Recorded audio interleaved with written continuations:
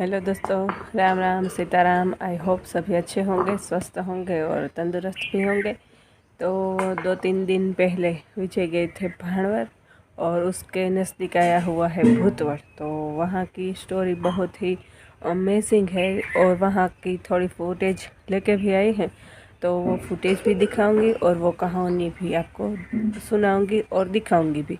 क्योंकि ये भूतवड़ ऐसी जगह है जहाँ पे गुजराती प्रेम कहानी का अंत भी नहीं, आरंभ भी नहीं, ऐसा कहा जा सकता है कि वीर मांगड़ावाला की ये कहानी है, जिसने मरने के बाद भी एक भूत बन के अपनी प्रेमिका के साथ शादी की है।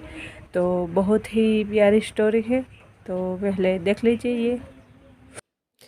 ये है भूतवड़, जो कि है गुजरात के द्वारका जिला के भाणवर तालुका का है। भूतवड़ है वो। यहाँ की प्रेम कहानी जो कि है वीर मांगड़ावाला और पद्मावती की बहुत ही फेमस है, क्योंकि मरने के बाद वीर मांगड़ावाला और उसकी प्रेमिका जो जिंदा थी पद्मावती, उस दोनों ने शादी की थी। तो यहाँ पे जो वड़ है उसका ही ज़्यादा मान्यता है, क्योंकि ये वड़ में ही वो जाके भूत बन के रह रहा था। तो ये पूरी स्टोरी इस तरह की है कि ये यहाँ पे जो गैया हैं, जो गौचर होती हैं, उसे यहाँ के जो हम गुंडा कहते हैं या कुछ और डाकू कहते हैं, उसे लोग ले जाया करते थे। देखिए, ये मांगड़ावाला का जो मंदिर है उसके पीछे का सीन हमने आपको दिखाया है। तो पूरा ये मंदिर भी आपको साथ साथ में दिखा रहे हैं और वड़ भी आपको पीछे से दिखाऊंगी। पीछे है। तो यहाँ के ये सबसे बड़े संत है, महंत जो हम कह रहे हैं, उनकी फ़ोटो है। तो वीर मांगड़ावाला है जो अपनी प्रेमिका है पद्मावती, उसके साथ चौपाट खेल रहे थे और उन्हें पता चला कि गायों को कोई गुंडा आके, यानी कि जो डाकू है, वो ले जा रहे हैं। और वीर मांगला वाला है वो राजपूत था, तो वो गायों को ले जाने के लिए वापस गया अपनी चौपाट को अधूरे रखते हुए। और भाणवर है वो उनका मामा का घर था, तो वो वहीं पे रह रहे थे।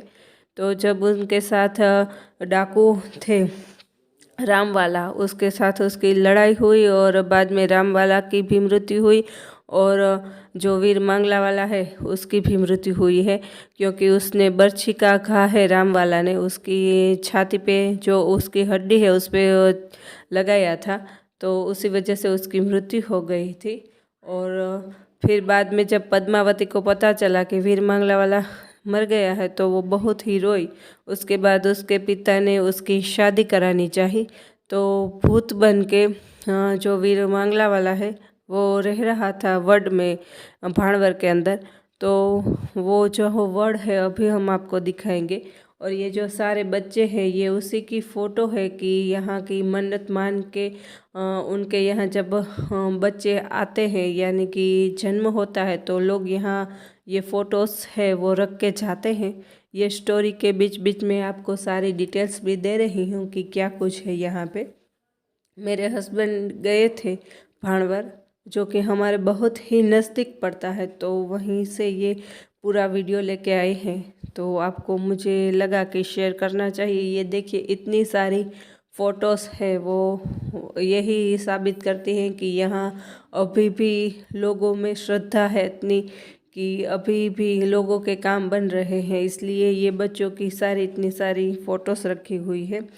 और यहाँ जो छाप चढ़ाने का भी एक रिवाज है कि जहाँ बच्चों का जन्म होता है तो लोग छाप चढ़ाते हैं।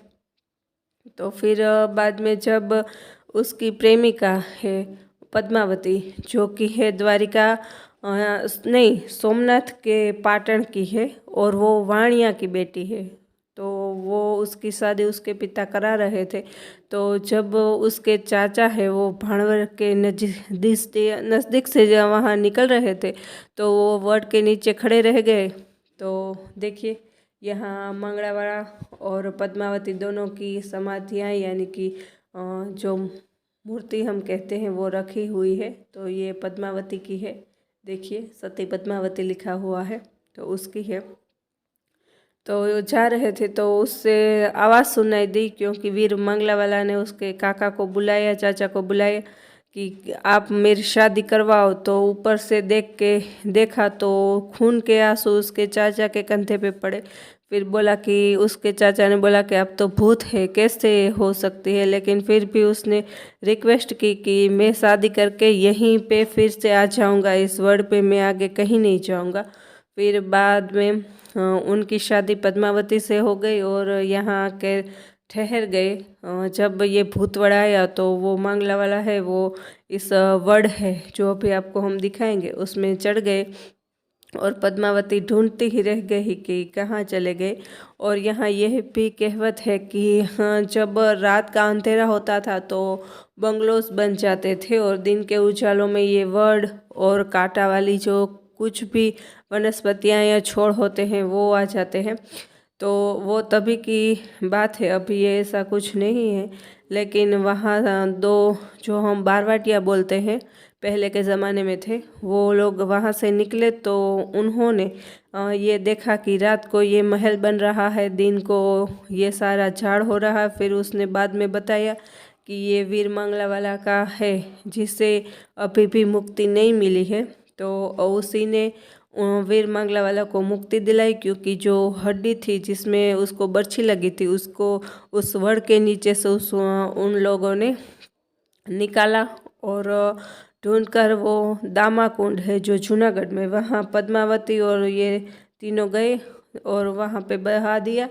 और पद्मावती जो है वो भी उसके साथ उस नदी में जल समाधि ले ली, क्योंकि अभी वो जिंदा रहना नहीं चाहती थी। क्योंकि वीर मंगला वाला की जब मृत्यु हो गई तो वो सोच रही थी कि अब मैं कैसे जिंदा रहूं। तो उसने एक ऐसी प्रेम कहानी का हमें उदाहरण दिया है। देखिए, ये है वो वड़ जहाँ पे वीर मंगला वाला रहता था। और अभी यहाँ से ही धूप बत्ती और ये सब कुछ हो रहा है। पहले के ज़माने में ये सिर्फ और सिर्फ वड़ ही था। तो बस ये सब कुछ था। और आज के ज़माने की प्रेम कहानियों से बिल्कुल ही अलग है, क्योंकि मरने के बाद भी अगर किसी की प्रेम कहानी है, किसी ने शादी की है, तो ये सिर्फ वीर मंगला वाला और पद्मावती की ही है। तो इसकी स्टोरी बहुत ही अमेजिंग है। आज तक भी हमारी गुजराती छंद दुहाओं में उनके कई सारे गीत गाए जाते हैं।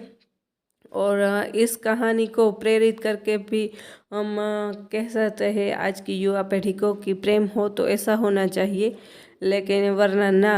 तो बस ये एक ऐसी प्रेम कहानी है कि अगर भुलाना चाहे तो भी ना भुला पाए। और आई होप आप सबको ये पूरी कहानी अच्छी लगी होगी। और ये जो है पूरा का पूरा ये बाहर का सीन आ रहा है, तो बाहर बाजार जैसा थोड़ा बहुत है कि कोई कुछ थोड़ा बहुत ले सके, तो ये वही है।